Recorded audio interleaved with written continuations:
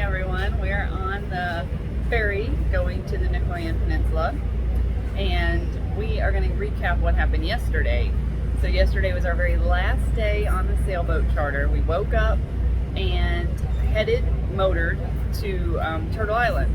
But on the way, the Captain Armando noticed this sea spray and detoured in order to take us on an unexpected sightseeing adventure to see a humpback whale and her baby.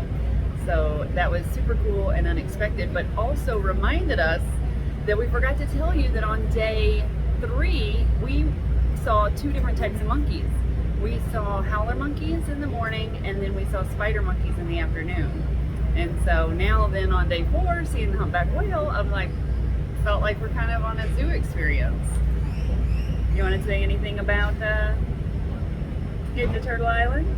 Oh, so once we got to Tortuga, we did some snorkeling, and that was fun. We had probably about 2 hours in the water. We should have reapplied some sunscreen, but Yes. Apparently swimming on your stomach through the water causes you to have a pretty good sunburn after about 2 hours. But we swam all over. We had, I'd say we probably got a couple miles of swimming in. It was a big area, and so we kind of just started off in one area, found our way to another more, what do I say, more biodiverse area that had a lot more fish and different sea life. And so aside from that, that was probably the best part of the day, was just getting out there and snorkeling for a couple hours, floating along with the current under the water, and all the fish swimming around with you.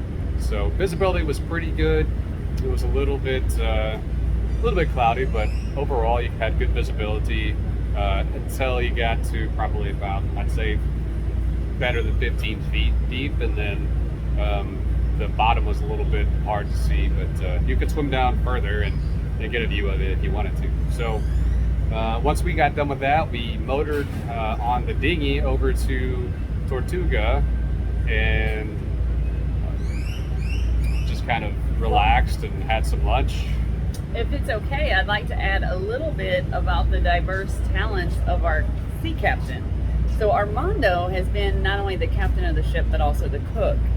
And he is an amazing cook. Like, the food he makes for us for breakfast, lunch, and dinner is fantastic. Well, he is the one who led us on the snorkeling adventure.